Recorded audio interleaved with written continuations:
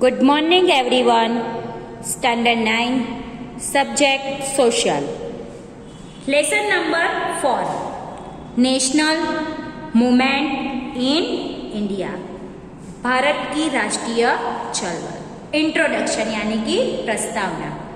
During their stay in India, Britishers become familiar with the political condition of India. कि भारत के वसवाट के दरमियान जो ब्रिटिशर थे वो भारत की राजकीय परिस्थिति से पूरे वाकिफ हो चुके थे. The Britisher East India company took advantage of the political dispute और internal weakness of India and from 1757 after creeping to Bengal to the uprising of 157 AD, it established its supremacy over India in 100 years of a rule.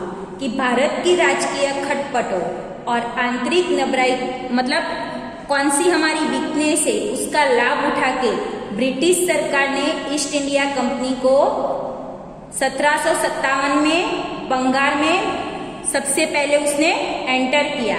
धीरे धीरे उसने 1857 का संग्राम से लेकर 100 साल तक भारत देश पे अपना आधिपत्य जमा के रखा. यानी कि सारे रूल्स उन्होंने 100 साल तक इंडिया पे बनाए रखे. In order to maintain this supremacy the English gradually development a strong administrative structure in country. कि साथ साथ में क्या हुआ कि देश में मजबूत वहीवट और धीरे धीरे देश का विकास होने लगा.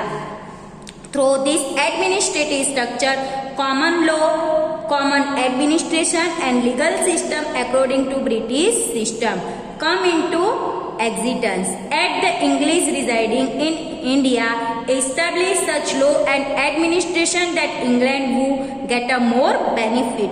At the cost of India, they made England prosperous and exploit India the most.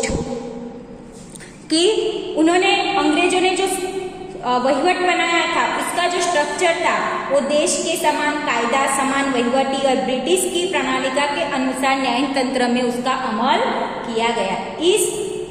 इसमें भारत में जो अंग्रेज लोग थे उसको इंग्लैंड वालों को ज्यादा फायदा हुआ और साथ साथ में उन्होंने कायदा और वहीवट भी बनाया. अंग्रेजों ने भारत के लिए उन्होंने इंग्लैंड को समृद्ध बनाने के लिए सबसे ज्यादा हमारा आर्थिक शोषण किया. तो the great national uprising of 1857. Some of the factors that caused the uprising of 1857 were political dissatisfaction, economic exploitation, social and religious factor, military factor, and immediate reason like introduction of the Enfield rifle in the army.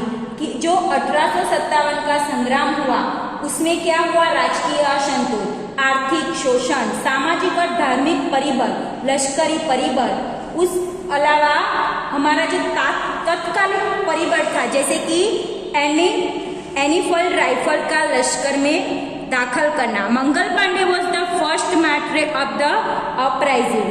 कि संग्राम का सबसे पहला शहीद होने वाला कौन था? मंगल पांडे. सेवेरल रिविलेटेशनरी लाइक नाना साहेब, तात्या तोपे, राजा कुंवर सिंह, रानी लक्ष्मीबाई, बहादुर शाह जफर टूक पार्ट इन इट. कि ये सब ने भी क्या किया था? इस संग्राम में पार्टिसिपेट किया था. तो कौन कौन थे उसमें? नाना साहेब, तात्या टोपे, राजा कुंवर सिंह, रानी लक्ष्मीबाई, बहादुर शाह जफर, ये सब ने उस संग्राम में पार्टिसिपेट किया था. The uprising of 1857 produced many effect among which are the end of the company rule in India and the rule of British crown, change administration, military, social, religious policy. The reason responsible for the failure of 1857 uprising at the beginning of the uprising before the planet time, lack of central leadership, inefficient, unsophisticated weapons, importance of self-centered interest, then nationalism among revolutionary, lack of a suitable and organized leadership. You have already studied these in the detail in the previous class. कि शुरुआत में जो उसके परिणाम और उसकी असर हुई तो भारत की जो कंपनी थी ब्रिटिश के ताज के अनुसार उसको शुरू किया गया। वहीवट, लश्करी, सामाजिक, धार्मिक नीति का बदलाव सब उसमें समावेश किया गया। 1857 का जो संग्राम था वो क्या हुआ, निर्धारित समय पे पहले ही स्टार्ट हो चुका था, इसलिए वो निष्फल गया। और शुरुआत केंद्रीय नेतागिरी की अछत और अपूर्णता, मतलब कि हमारे पास जो शस्त्र थे उसकी कमी, संग्राम और राष्ट्रीय भावना के अंग, स्वार्थ, योग्य और संगठित नेतृत्व का अभाव, ये सारे के सारे उसके लिए रीजन रिस्पॉन्सिबल थे। तो हमने इसकी स्टडी अगले स्टैंडर्ड में की है। तो मैं यहाँ पे आपको एक क्वेश्चन पूछ रही हूँ कि वो is first मार्टरे of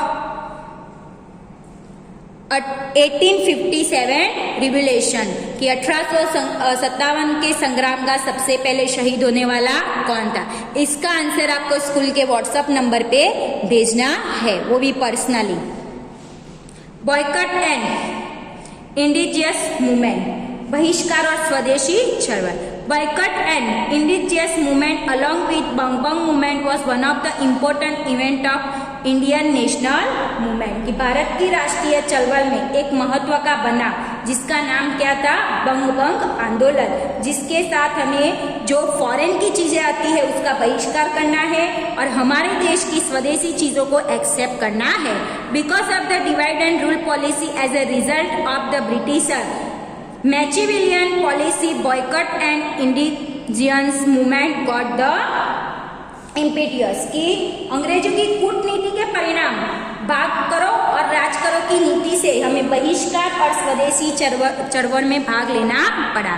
Bengal was the big province at the time of British rules कि ब्रिटिश के शासन में जो हमारा बंगाल था वो सबसे बड़ा प्रांत था, which included the present day Bengal, Bihar and Odisha कि अभी का बंगाल, बिहार, ओडिशा तीनों का समावेश करेंगे तब जाके उस टाइम का एक बंगाल बनेगा।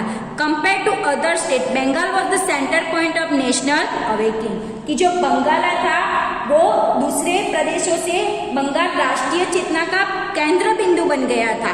The impetus and throw of the national movement come from Bengal कि राष्ट्रीय चळवळ का जो वेग था, विचार बंगाला से मिलता था। In the 1857 revolt Hindu and Muslim had collectively fraught the English कि जो 1857 का संग्राम हुआ उसमें हिंदू और मुसलमान एक साथ अंग्रेजों के सामने लड़े।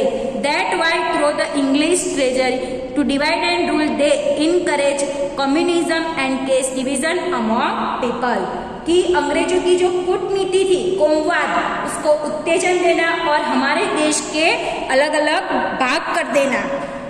तो यहाँ तक हम हमारा वीडियो देखते हैं। नेक्स्ट वीडियो हम कंटिन्यूअस हमारा लेसन नेक्स्ट वीडियो में देखते हैं।